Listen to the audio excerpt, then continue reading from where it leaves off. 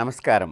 Big TV ప్రేక్షకులందరికీ కూడా దసరా శుభాకాంక్షలతో మనం శ్రీదేవి వైభవం అనేటువంటి విషయాల గురించి తెలుసుకునే ప్రయత్నం చేద్దాం. సర్వమంగళ మాంగళ్యే శివే సర్వార్థ సాధకే శరణ్యే త్రయంబకే గౌరీ నారాయణి నమోస్తుతే. అమ్మవారి యొక్క నవరాత్రులు పురస్కరించుకుని మనం అమ్మవారికి సంబంధించినటువంటి ఒక్కొక్క రోజు ఒక్కొక్క అలంకారము అమ్మవారిని మనం చేసుకుంటూ అమ్మవారి ఏ రోజున ఏ అలంకారంగా దర్శనమిస్తుందో దాని విశిష్టతని తెలుసుకోవటమే ఈ దేవి వైభవం యొక్క విశేషత. అలాంటి గొప్పదైనటువంటి అమ్మవారికి సంబంధించినటువంటి అనేక ముఖ్య విషయాలని మన బిగ్ టీవీ ప్రేక్షకులందరికీ కూడా ఇక్కడ తెలియచేస్తున్నాం. ఇప్పుడు మనం ఈ దేవీ వైభవంలో ఏ రోజు ఏ అమ్మవారికి ఏ విధమైనటువంటి వస్త్రధారణ, ఏ రకమైనటువంటి పుష్పాలతో పూజ చేస్తే ఆ అమ్మవారి అనుగ్రహానికి మనం పాత్రలమవుతాము, అలాగే అమ్మవారిని ఏ విధంగా పూజించాలి అనేటువంటి విషయాలన్నింటినీ కూడా తెలుసుకుందాం. అమ్మవారు లలితా త్రిపుర సుందరిగా దర్శనమిస్తుంది. ఎంత గొప్ప అవతారమో అమ్మవారి లలితాదేవి అంటే ఎంతమందికి ప్రీతండి. ఎక్కడ చూసినా ఈ మధ్యకాలంలో లలితా పారాయణాలు, కోటి కుంకుమార్చనలు, లలితా సహస్రనామం, కోటి లలితా సహస్రనామం పారాయణ, లక్ష లలితా సహస్రనామం పారాయణ, సహస్ర లలితా సహస్రనామ పారాయణ, ఎక్కడ పడితే అక్కడ అమ్మవారి నామాన్ని జపం చేస్తుంటే లోపల శరీరం అంతా పులకించిపోతూ ఉంటుందండి. అంత గొప్పది అమ్మవారు. ఈ అమ్మవారికి ఇరువైపులా లక్ష్మీదేవి, సరస్వతీదేవి వింజామరలతో ఇలా అమ్మవారి సేవ చేస్తూ ఉంటారు. ఈ అమ్మవారు సదాశివుడి మీద కూర్చుని ఉంటుందండి. అందుకని మీకు లలిత సహస్రనామం పుస్తకం మీద కూడా ఒక బొమ్మను చూస్తే శివుడు పడుకున్నట్టుగా, ఆ పడుకున్న శివుడి మీద కూర్చున్నట్టుగా ఉంటుంది. అమ్మవారి ఆసనమే సదాశివుడిటండి.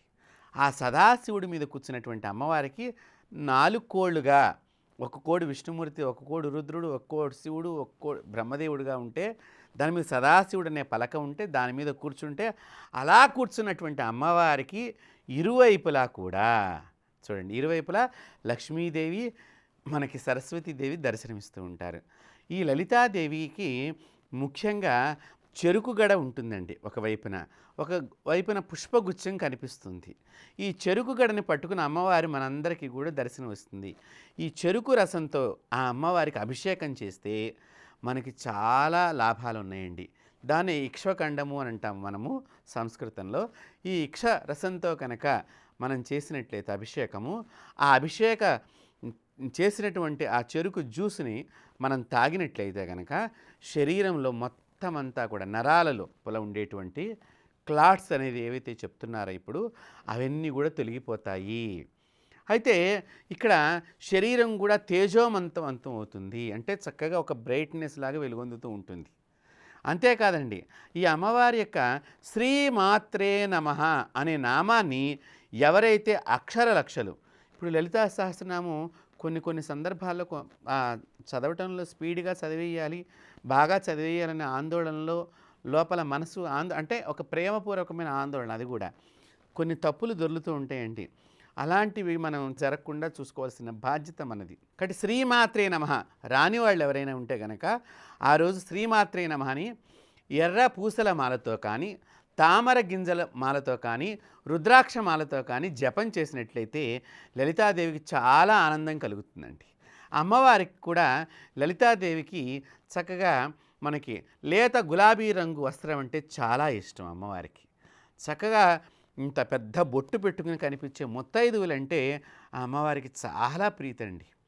అమ్మవారికి మల్లెలతో కానీ, సన్నజాజులతో కానీ, విరజాజులతో కానీ, తామర పుష్పాలతో కానీ, కలువు పువ్వులతో కానీ ఆ అమ్మవారిని కనుక మనం చక్కగా పూజ చేసినట్టయితే ఆవిడ పెద్ద శక్తిగా ఒక్కసారి ఇలా అమ్మవారు ఎంతో ఆనందంగా మనకు దర్శనం కలిగిస్తూ ఉంటుంది. ఈ అమ్మవారిని కనుక ఎవరైతే కొలుస్తారో తక్షణం దేవతల్లో తొందరగా మన కోరికలు నెరవేర్చే దేవతల్లో లలితాదేవి కూడా చాలా తొందరగా ప్రసన్నరాలయ్యేటువంటి దేవత అండి అమ్మా. అందుకనే శ్రీమాత చూడండి, ఏ దేవతకి ఆ పేరు లేదు. శ్రీలక్ష్మి మనం లక్ష్మీదేవి అంటాం మామూలుగా. సరస్వతీదేవి అంటాం, దుర్గాదేవి అంటాం, ఏమి రాముడు అంటాం, కృష్ణుడు అంటాం. కానీ ఈ లలితాదేవికి మాత్రమే శ్రీమాత అంటే లక్ష్మీ స్వరూపం కలిగినటువంటి ఓ అమ్మ నీకు అనేక నమస్సులు. ఆ నామంతోనే అంటే అమ్మవారే సర్వము. అలాంటి అమ్మవారు ఈ యొక్క మహావిద్యకు ప్రధానమైనటువంటి దేవత. మనకి శ్రీచక్రంలో ఓఢ్యాణి పీఠ నిలయ బిందు మండలవాసిని, ఆ బిందువులో కూర్చుని మొత్తం ప్రపంచాన్నంతటిని కూడా పరిపాలించేటువంటి దేవత ఈ లలితాదేవి. అలాంటి దేవతకి మనం కనుక పూజ చేసినట్టయితే ఆమెకు చక్కగా పంచభక్ష పదార్థాలన్నీ కూడా మనం నైవేద్యం చేయాలి. ఆ నైవేద్యం చేసి అవి కనుక లేని వారికి ముందరగా అమ్మవారి ప్రసాదం కొద్దిగా మనం స్వీకరించి, లేని వారికి పేదవారికి మనం కొద్దిగా ప్రసాదాన్ని పంపిణీ చేసేటండి అమ్మవారు చాలా ఆనందపడిపోతుంది. ఆనందపడిపోయి కొన్ని సందర్భాలలో నేను మీ పూజకి మెచ్చాను అని చెప్పడానికి ఆవిడ మన ఇంట్లో ఒక గజ్జెల శబ్దంలాగా సడన్గా మనం పడుకుని ఉంటాము, నిద్రపోతూ ఉంటాము, ఒక గజ్జెలు ఘల్ ఘల్ ఘల్ అని శబ్దాన్ని చూపిస్తూ ఉంటుంది. కాబట్టి అంతటి నిదర్శనాన్ని ఇచ్చేటువంటి దేవత లలితాదేవి. ఈ అమ్మవారికి చక్కగా పంచభక్ష పరమాన్నాలన్నీ కూడా మీరు నైవేద్యం చేసినట్టయితే శ్రీమాత్రే నమః అనేటువంటి నామాన్ని గనక ప్రతి ఒక్కరూ 1,00,000 సార్లు చేసి చూడండి.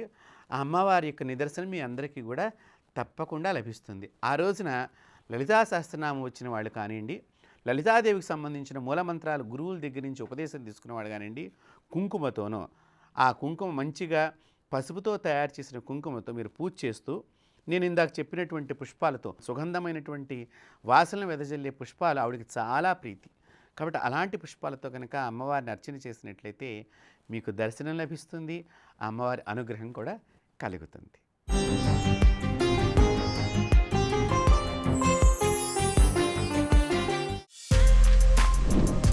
For more videos like this, subscribe Big TV channel.